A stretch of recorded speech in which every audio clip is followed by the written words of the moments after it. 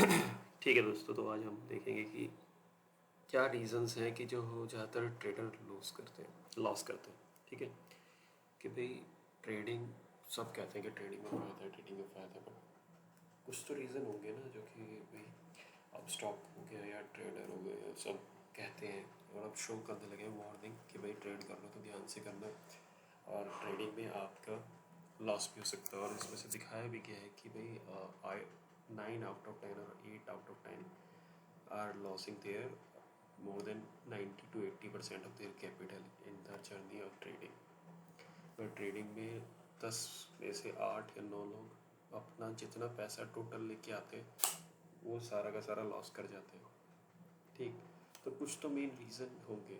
मैंने भी पिछले 2 साल में काफ़ी अच्छा खासा लॉस लिया है, तो मुझे समझ में नहीं आता था कि भाई मैं क्यों लॉस ले रहा हूँ, कि भाई क्या रीज़न है कि मेरा लॉस जा रहा है, क्यों मैं आइडेंटिफाई नहीं कर पा रहा ट्रेंड को।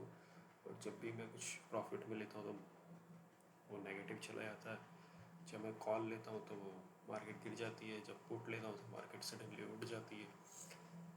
तो इस चीज़ को आइडेंटिफाई किया मैंने काफ़ी लेट, मतलब मेरे को 1.5 साल के बाद समझ में आया कि भाई कुछ क्या क्या गलतियाँ मैं कर रहा हूँ। तो उन गलतियों में से जो 5 गलतियाँ मैं लेके आया हूँ अभी, जिन 5 गलतियों के बेसिस पे मैं आपसे कह सकता हूँ कि भाई अगर ये 5 गलतियाँ आप भी कर रहे हो तो कोशिश करो कि ये गलतियाँ ना करो। ठीक है, बट ये 5 कॉमन गलतियाँ हैं जिनको आप सिर्फ और सिर्फ तब रोक सकते हो जब आपको अपने इमोशंस पे कंट्रोल हो, जब आपको अपनी ट्रेडिंग स्ट्रेटजीज़ पे बिलीव हो, और जब आपको मार्केट की एनालिसिस आता हो। तो ये 3 चीज़ें अगर आपको आएंगी तो आप इन तरह के लॉस को रोक सकते हो। तो अब मैं जो लॉस बताने वाला हूँ, आप मुझे कमेंट सेक्शन में बताना क्या आपके साथ भी इनमें से कुछ हुआ है और नहीं हुआ, और अगर जो स्ट्रेटजी मैं बता रहा हूँ जिससे कि ये रोक सकते हो उसके अलावा भी आपने कुछ यूज़ किया हो जिसकी वजह से आप इस तरह के लॉसेस को रोक पा रहे हो, तो प्लीज़ मुझे शेयर करना। मेरे को बहुत अच्छा लगेगा कि आपके एक्सपीरियंस को जानना, बिकॉज ट्रेडिंग में सब कुछ एक्सपीरियंस ही है और कुछ नहीं। हाँ भाई, पहला रीज़न, और ये बहुत बिग रीज़न है मेरे लॉसेस का, कि I always go with against the market. ठीक है, मैं सुबह उठा 9:30 बजे, 9:30 बजे से मैंने 10:30 बजे तक देखा कि भाई मार्केट कैसी जा रही है। मैंने 30 मिनट का चार्ट लगाया, मैंने 10 मिनट का चार्ट लगाया, मैंने 5 मिनट का चार्ट लगाया, तीनों चार्ट पे देखा कि मार्केट ऊपर जा रही है। ठीक है, 50 पॉइंट। मैं स्पेशली जब भी मार्केट बोलता हूँ तो मैं पिछले 1 साल से ट्रेड कर रहा हूँ निफ्टी में, तो मैं निफ्टी की बात कर रहा हूँ कि 50 पॉइंट ऊपर गई है। ठीक है, अब 50 पॉइंट ऊपर गई है तो मैं क्या करता हूँ, कि ज़्यादातर लोग क्या करते हैं कि यार 50 पॉइंट ऊपर उछल गई तो अब मार्केट नीचे जाएगी, भाई कितना ऊपर जाएगी, इतना तो चली गई, अब वो 50 से क्या हुआ, तो 50 पे मैं क्या लूँगा, एक कॉल ले लिया और एक पुट ले लिया। ठीक है, जैसे और कॉल और पुट लेके रख लिया। ठीक, अब क्या हुआ, जैसे मार्केट और ऊपर गई, ठीक, तो मेरा कॉल का प्राइस हिट कर जाएगा, मैं उसका प्रॉफिट लेके बैठ जाऊँगा।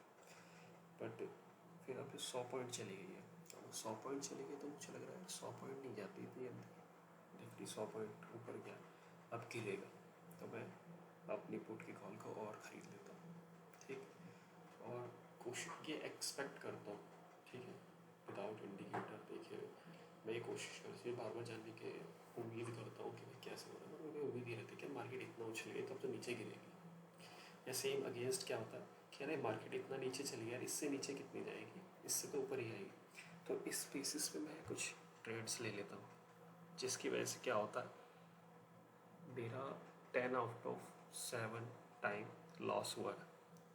और जो लॉस होता है ना, वो बहुत अच्छा खासा लॉस हुआ है। क्यों? क्योंकि मैं इंडिकेटर को ना इंडिकेटर को देख रहा था, ना ही मैं अपनी स्ट्रैटेजी पे बिलीव कर रहा था। मैं सिर्फ ये करता था कि यार आज ऊपर चली गई है, तो यार हमेशा ऐसा होता है, थोड़ी देर मार्केट ऊपर जाती है, फिर नीचे आती है, फिर ऊपर जाती है, फिर नीचे जाती है। तो मैं ये एनालाइज नहीं करता था कि मार्केट ऊपर जा रही है, नीचे गिरेगी, ठीक है, बट कितना गिरेगी। अगर 100 पॉइंट ऊपर गई है और 100 पॉइंट नीचे आती है, तब तो ठीक है कि मैं इस स्ट्रैटेजी से पैसा कमा सकता हूँ कि यार ऊपर गई तो नीचे गई। बट 100 पॉइंट ऊपर जा रही है, फिर 20 पॉइंट नीचे आ रही है, तो फिर मैं मार्केट में ऐसे पैसा नहीं कमा पाऊँगा। ठीक है, तो हमेशा कोशिश करो कि भाई गो विद द फ्लो, कि अगर मार्केट ऊपर जा रही है तो कोशिश करो कि आप कॉल लो। अगर मार्केट नीचे जा रही है और आपको लग रहा है मार्केट नीचे जा रही है तो आप पुट लो। क्यों? क्योंकि अगेंस्ट द फ्लो जाने में 7 आउट ऑफ 10, 10 में से 7 बार ऐसा होता है कि आपका लॉस होता है। ठीक है, और लॉस भी काफ़ी अच्छा खासा होता है, बट 3 टाइम ऐसा होता है कि आपको प्रॉफिट होता है। ठीक है, और वो प्रॉफिट मेरे केस में मेरे साथ क्या होता था कि वो प्रॉफिट भी कुछ ज़्यादा अच्छा, मतलब जो मेरा लॉस हो रहा है ना उसको कवर नहीं कर पाता था। क्यों नहीं कर पाता था उसका मैं आगे आपको रीज़न बताऊंगा। रीज़न बस यही हो गया कि मार्केट जिस फ्लो में जा रही है हम उसमें ट्रेड ना लेके हम उसमें ट्रेड उसके अगेंस्ट, फ्लो के अगेंस्ट जाने की कोशिश करते हैं कि यार अगेंस्ट जाएगा बड़ा प्रॉफिट होगा, तो अगेंस्ट लेके बैठ जाते हैं और उसमें फेल होते हैं। सेकेंड रीज़न है ओवर ट्रेडिंग। अरे भाई ये सच में बहुत ही बहुत कॉमन है ओवर ट्रेडिंग। आप यकीन मानोगे मेरा 40,000 का लॉस है जिसमें से मैं 20,000 रुपीज़ मेरा ब्रोकरेज है। ठीक है, जब आप 40,000 का लॉस झेलते हो जिसमें से आपको पता लगता है 20,000 आपका ब्रोकरेज है, तो आपको कहीं ना कहीं लगता है यार लॉस तो सिर्फ जो गलती करी है मैंने 20,000 की करी है, मैं भरपाई में 40,000 की कर दूँ। और वो 99% केस में वो 3 ही रीज़न होते हैं। तो तीसरा रीज़न मैंने आपको बता दिया। ठीक है, फर्स्ट रीज़न पैनिक ट्रेडिंग। क्या हुआ? मार्केट नीचे गिरने लगी। ठीक है, आपका लॉस दिख रहा है तो आपने क्या करा, लॉस को एवरेज निकालने की कोशिश कर ली। आपने कहा कि यार मार्केट गिर रही है और थोड़ा सा हो सके थोड़ा गिरने का रुक जाए, तो आपने एवरेज करने की कोशिश करी। आपने ना किसी टेक्निकल एनालिसिस की, या आपने टेक्निकल एनालिसिस भी कर लिया कि यार इतना गिरेगी, स्टॉप लॉस है ये मेरा, इससे नीचे नहीं जाएगी। तो आपने क्या करा कि जो आपने लॉस आपको दे रहा था, ठीक है, उसी को आपने दोबारा खरीद लिया कि चल अब प्रॉफिट देगा एवरेज निकालने के लिए। अब कोई देगा, बल्कि होना ही चाहिए कि कोई आपको ट्रेड लॉस दे रहा है तो अपनी रेंज डिसाइड करो कि यार कि अगर मैंने 5,000 के शेयर लिए तो अगर ये ट्रेड मुझे 1,000 का लॉस देता है तो मैं बाहर निकल जाऊँगा, या अगर ये ट्रेड मेरे को 500 का लॉस देता है तो मैं स्ट्रेट से बाहर चला जाऊँगा। ठीक है, तो ये लिमिट डिसाइड नहीं करी, बल्कि क्या हुआ, आपने 50 रुपये का लिया था वो 40 रुपये का आया, तो आपने क्या करा और खरीदे 40 रुपये के। तो 50 का स्लॉट पहले था, 50 का स्लॉट अब 100 हो गया आपको। ठीक, आपका एवरेज क्या हो गया 45। बट अगर वो 40 से नीचे गिरता है तो आपका लॉस भी दुगनी स्पीड से होगा। ठीक है, और अगर आप वो गिर गया 30 तक तो आपका लॉस कितना हो गया, दुगनी स्पीड से हो गया। अब 1,500 रुपये का लॉस हो गया आपका। ठीक है, क्योंकि आपकी एवरेज 45 है।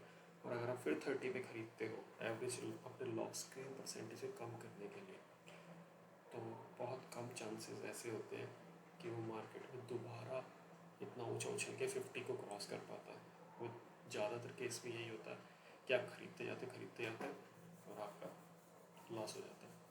तो एक तरह का ये भी होता है, एक रिवेंज ट्रेडिंग होता है। रिवेंज ट्रेडिंग क्या होता है, मान लो आपका कैपिटल 10,000 रुपये था, आपने बैट पूरे वीक में आपने बैट चॉइसेस करी, उसकी वजह से आपका लॉस हो गया करीब 8,000 7,000 के आसपास लॉस हो गया।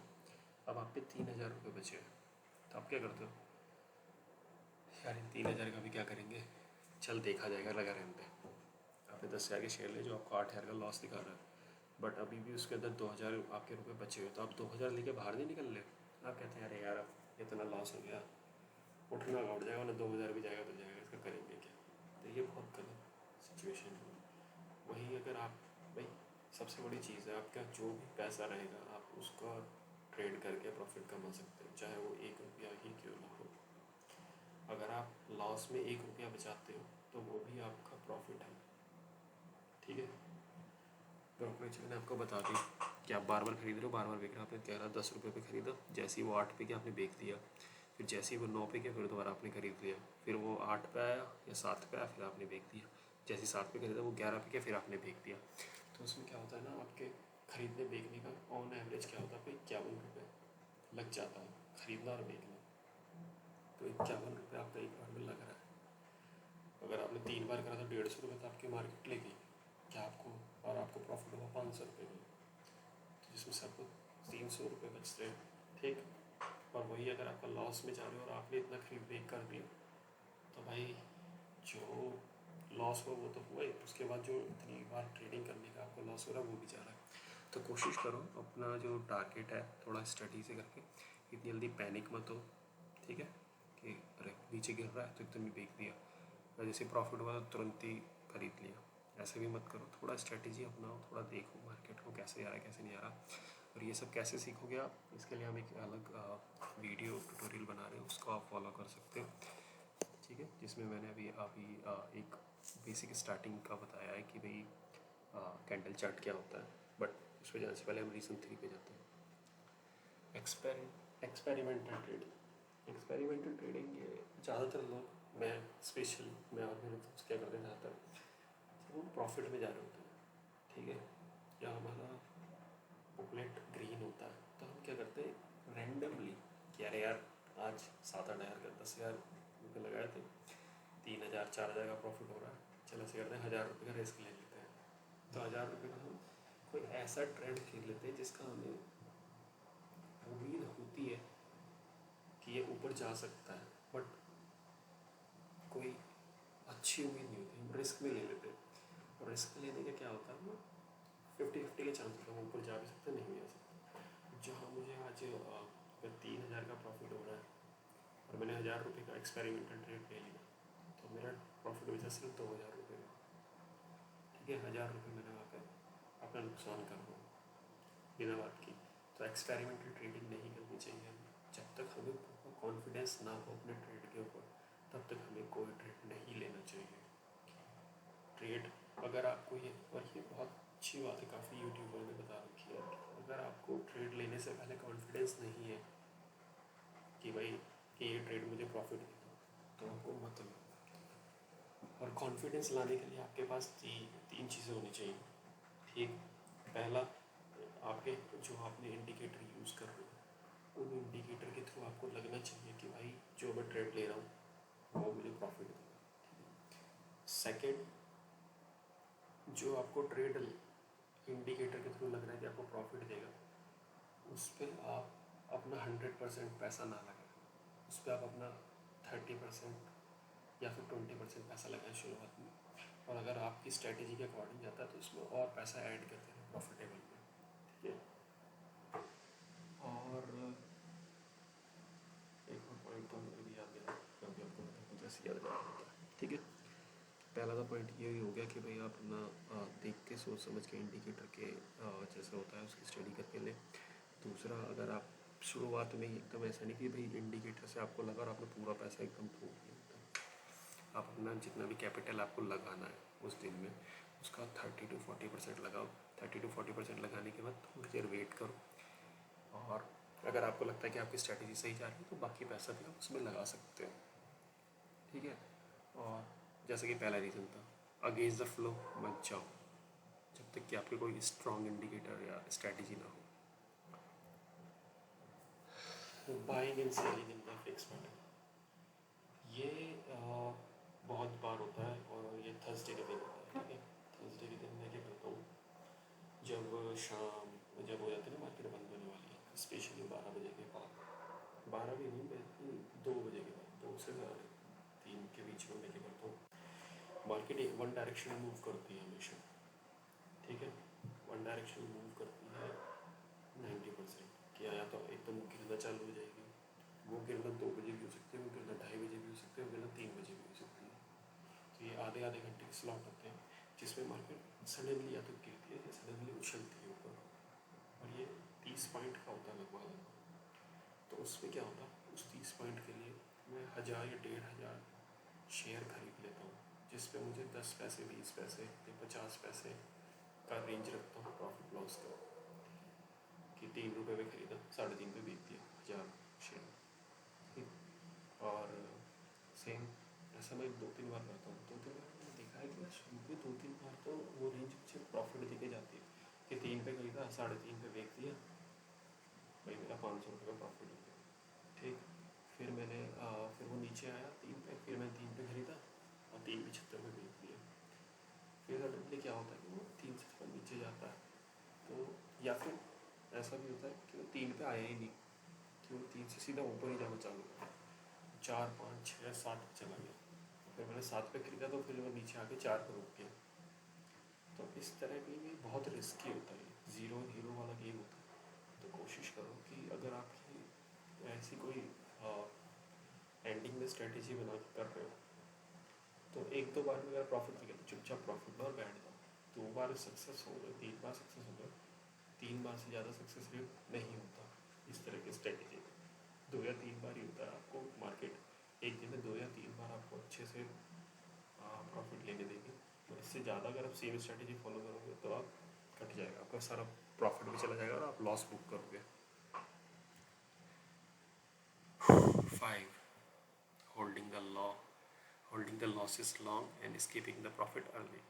ठीक है, कि आपका भाई कोई ट्रेड आपको लॉस दे रहा है, तो आप क्या करते हो, उसे आपने अगर मान लो फ्राइडे को खरीदा, तो आप अगले थर्सडे तक का वेट करते हो, थर्सडे मॉर्निंग तक का, कि यार अब उठ जाए अब उठ जाए अब उठ जाए। ठीक है, वही क्या होता है कि अगर आपको कोई फ्राइडे में प्रॉफिट दे रहा है, तो आप फ्राइडे को निकाल के निकल जाते हो।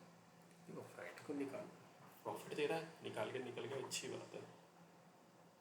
मगर सेम अगर आपको कोई चीज़ लॉस दे रही है, तो आप उसे निकालो, निकलो।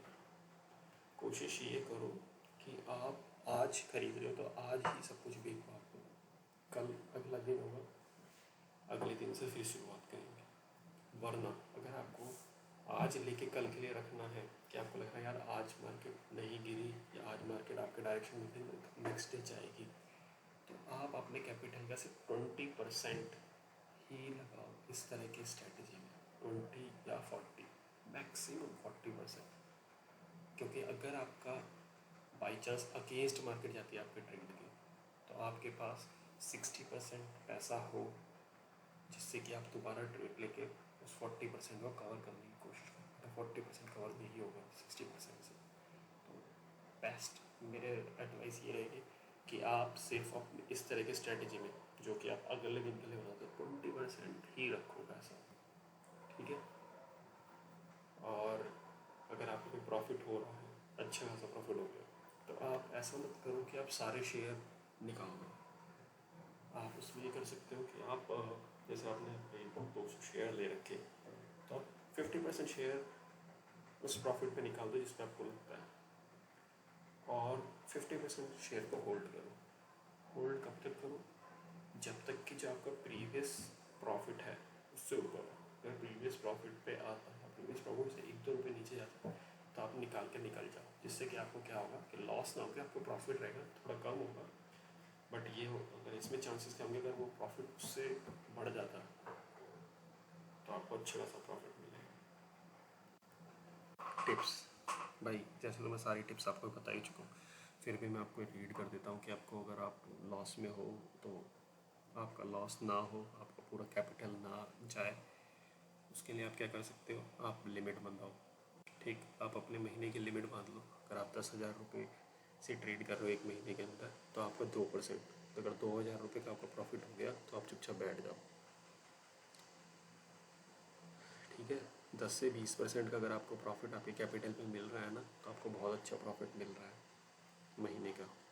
अगर आप उससे ज़्यादा लेने जाओगे, तो मोस्ट प्रोबेबली बहुत ज़्यादा चांसेस हैं कि आप उससे ज़्यादा ना ले पाओ। और ये profit and loss directly proportional होता है आपके कैपिटल पे। जितना मार्केट में पैसा लगाओगे, उतना ही मोटा प्रॉफिट या उतना ही मोटा लॉस लोगे। ठीक, तो जितना भी आपका मार्केट कैपिटल है, 20% ले लो और प्रॉफिट में बैठ जाओ। और 20% लेने के बाद क्या करना है आपको, आप मार्केट को स्टडी करो। फिर आप सिर्फ पैसा लगा के नहीं, फिर आप पेपर ट्रेडिंग जिसे कहते हैं ना, उस तरह से करना चाहते हैं, तो उससे आपको और अच्छा आइडिया मिलेगा और अच्छा एक्सपीरियंस मिलेगा। आपको ऐसे नहीं प्रॉफिट लिया और भाग गए, आपने मार्केट को छोड़ दिया। मार्केट को स्टडी करते रहो कि भाई अब ऐसा हो रहा है, वैसा हो रहा है, ऐसा हो रहा है। शुरू के कम से कम 2-2.5 साल तो आपको करना पड़ेगा। ठीक है, दूसरा, आइडेंटिफाई द रेंज। तो ये यार मुझे भी नहीं पता था, मुझे भी 1.5 साल मार्केट में रहने के बाद भी तो मेरे को किसी ने सिखाया नहीं है, मैंने खुद ने सीखा। तो मुझे विक्स के बारे में नहीं पता था। ठीक है, अगर आपको भी नहीं पता तो इसमें बहुत सारी अच्छी अच्छी यूट्यूब की वीडियो है विक्स पे, VIX विक्स पे, आप जाके उसे देख सकते हो। वरना मैं भी 1-2 दिन में विक्स के ऊपर वीडियो बनाऊँगा। और सेम कंटेंट होगा, क्योंकि आप अगर मेरा यूट्यूब चैनल देखो या किसी और का यूट्यूब चैनल देखो, आपको कंटेंट सेम ही मिलने वाला है, क्योंकि अगर 1 रुपये को सब 1 रुपये बताएंगे, 10 रुपये के नोट को 10 ही बताएंगे, ठीक है। उसमें कोई अलग ज़्यादा ही नहीं, कोई ज़्यादा शोबाजी में बताएगा, कोई थोड़ा सिंपल बता देगा, इसमें बता दो सिंपल सिंपल। तो ये रहने वाला है। साइड वेज जब मार्केट चल रही हो तो फिक्स हो कि एक अपर में एक लोअर चल रहा है, बार बार एक हाई एक लो के अंदर मार्केट चल रही है, तो आप ट्रेड ना लो अगर आप बिगनर हो तो। क्योंकि उसमें क्या होता है कि साइडवेज जब भी मार्केट चलती है तो हमेशा ट्रेड का प्राइस गिरता रहता है टाइम के साथ। ये चीज़ मैं आपको नेक्स्ट किसी वीडियो में अच्छे से एक्सप्लेन करूँगा कैसे। और ये आज 4 सितंबर है, तो पिछले अगस्त के महीने में ऐसा बहुत बार हुआ है, उसकी वजह से मुझे अच्छा 17-18 हज़ार का लॉस हुआ है, ठीक है। और 4th point, write down your mistakes, कि भाई जो तुम गलतियाँ कर रहे हो ना उनको लिख लो कि भाई अच्छा मैंने आज के दिन में ये गलती करी कि यार मुझे लग रहा था कि मार्केट ऊपर जाएगी, या फिर मैंने बिना चार्ट और इंडिकेटर के देखे हुए सिर्फ अपनी इमोशंस के बेस पे कोई ट्रेड ले लिया, या फिर मैंने कोई ट्रेड तो ले लिया और उसको बहुत जल्दी लॉस कर दिया या बहुत जल्दी क्लोज़ कर दिया, प्रॉफिट में वो जा रहा था या नहीं जा रहा था, या मैंने अच्छे कोई ऐसा प्रॉफिट कोई ऐसा ट्रेड लिया जिसको मैंने प्रॉफिट में बुक करा तो मैंने सही टाइम पे क्लोज़ कर दिया। तो सही टाइम पे जब मैंने क्लोज़ किया तो मेरी क्या मेंटेलिटी थी, जब गलत टाइम पे मैंने क्लोज़ किया तो मेरी क्या मेंटेलिटी थी, तो उस मेंटेलिटी को आप राइट डाउन करो। तो उससे क्या पता लगेगा कि यार इस तरह की मेंटेलिटी में मैंने पिछली 3-4 बार लॉस किया है, तो इस तरह की मेंटेलिटी को मैं जब भी मेरी मेंटेलिटी आएगी तो मैं इस तरह की मेंटेलिटी पे जो मैंने डिसीजन पहले लिया था ना वो ना लेके अलग डिसीजन लूँगा, ठीक है। तो आपको हमेशा पता होगा कि एक पर्टिकुलर सिचुएशन में आपका एक तरह का डिसीजन गलत है या सही है, ठीक है। 5 और 6 डायलॉग है बट बहुत ही इम्पोर्टेंट है। Tomorrow is another day. अगर आज आपका दिन नहीं है, आपने लॉस लिया, आपकी जो कैपेसिटी है लॉस लेने की उस पर आप हिट कर गए, चुपचाप अपना लॉस उठाओ, बैठ जाओ, मार्केट को देखते रहो, स्टडी करते रहो क्या गलती करी है।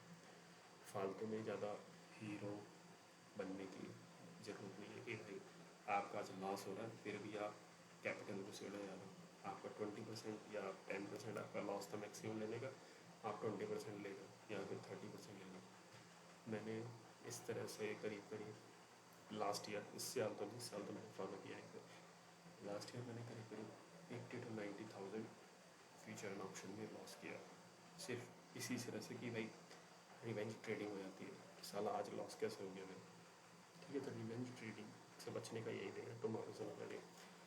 और सेम इसके you can win if you are alive. जिंदा रहोगे तो सब कुछ मुमकिन है, ठीक है।